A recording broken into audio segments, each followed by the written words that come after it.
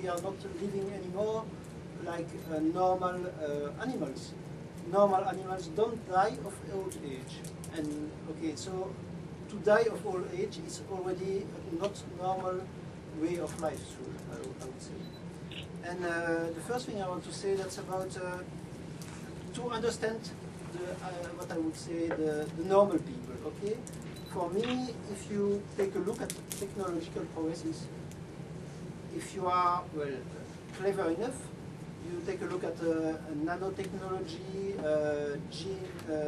gene therapy, stem cell therapy, the progress concerning regenerations, and it's quite logical that in 10, 20, 30, 40 years, we will be able to live a lot longer.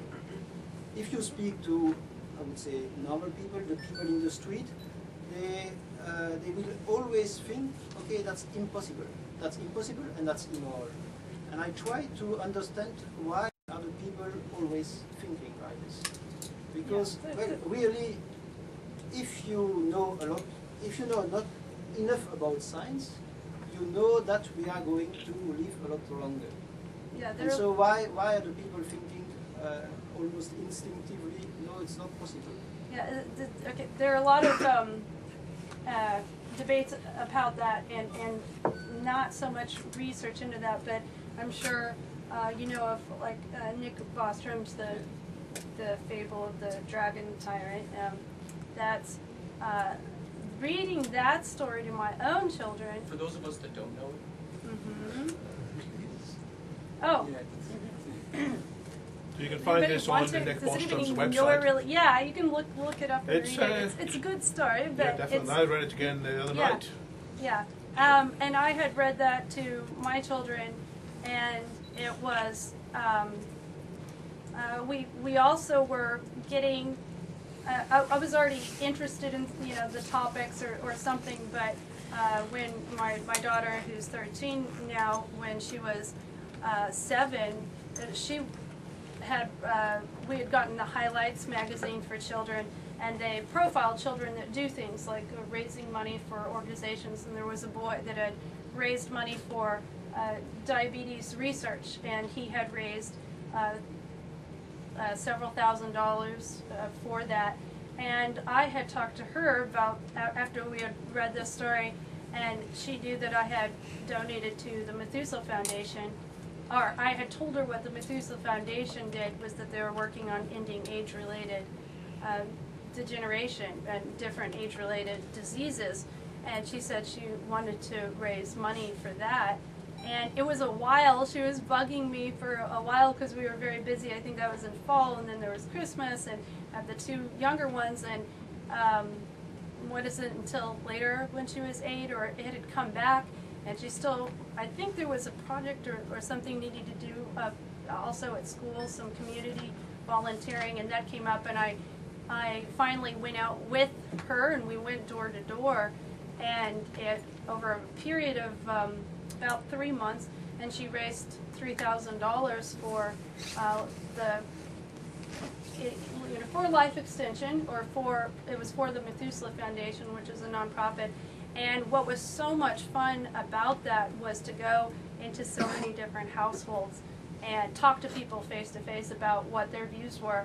And the Methuselah Foundation has the M Prize, which is modeled off of the X Prize, which, you know, a large cash, you know, if you have 10 million for the first person to put a rocket, you know, getting a large amount like this for the first person that can demonstrate the rejuvenation of a mouse or then radically extended life. I mean, there's different ways, and it was, I mean, that was a lot of fun to go around and talk to people.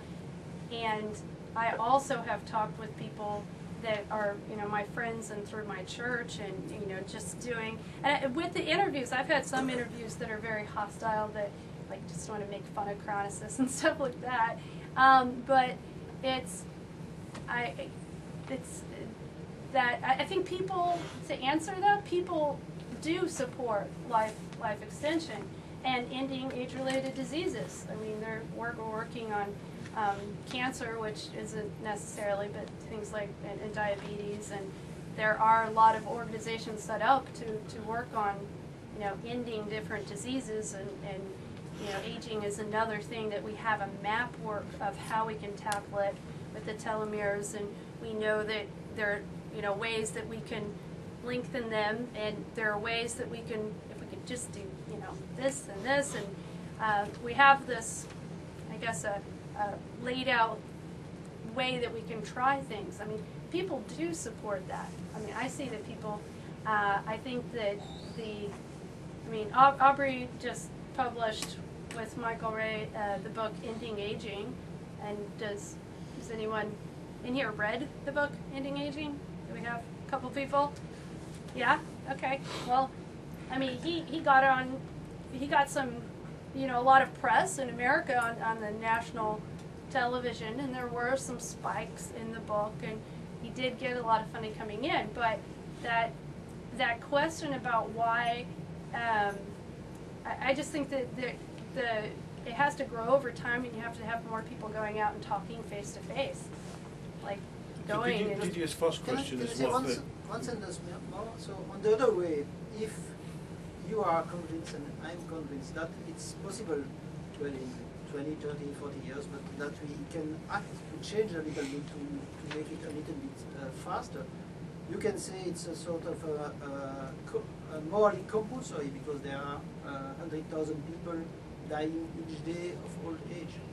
So when you say, okay, that's not so important, or it's going better, but on a slow way, maybe we should do more. And once again, I don't have the solution, but there are people, they are not directly negative, but you speak with them, they understand, okay, that's logical, but after that they will still be convinced, no, actually it's impossible. Well, maybe that's on, well, till now everybody is dying, that's for sure. But there's always, people are always speaking on the both sides. It's impossible and it's immoral. Because it's immoral, it's impossible. Because it's impossible, it's immoral. And well, I'm trying to find a solution, how to go mainstream, and I don't find it. And I'd like to have. But I think that for me, I think it's a gradual process as more people become educated and more people are doing advocacy and talking one-on-one. I mean, there are some very difficult diseases that we are tackling that some people say is just the same, that would be impossible, you can never fix it. I mean, there are many different outlooks on what a person should be, where money should be going on research. It's a question at the front for a while. Sorry. So, do you not think that people have a certain faith in death? So, for example, like there's a psychological principle that states that the harder people have to go through something to get something, the more they value it. Given that death is probably one of the harshest experiences you'll have in your lifetime, that's why people value death so highly. Well, I mean, I've been a member of Immortality Institute since '03, and I've been in a lot of discussions about that, and I think the easy answer, how I answer, is that even if you have an impervious body, or you can upload, or biologically or anything, there are always things to contend with. That there's still you're still looking at. I mean, if it's the sun, overheating the earth, or whatever, there's still something there, or the collapse of the universe, or we're not sure if it's going to be a, expansion. And sort of meaning like mainstream resistance to these ideas is sort of coming from these fairly simple kind of reasons. Well, I know that. I know people from all different religions. Like Christianity and Islam and Judaism and Buddhism, and that are cryonicists. I've seen people come from different background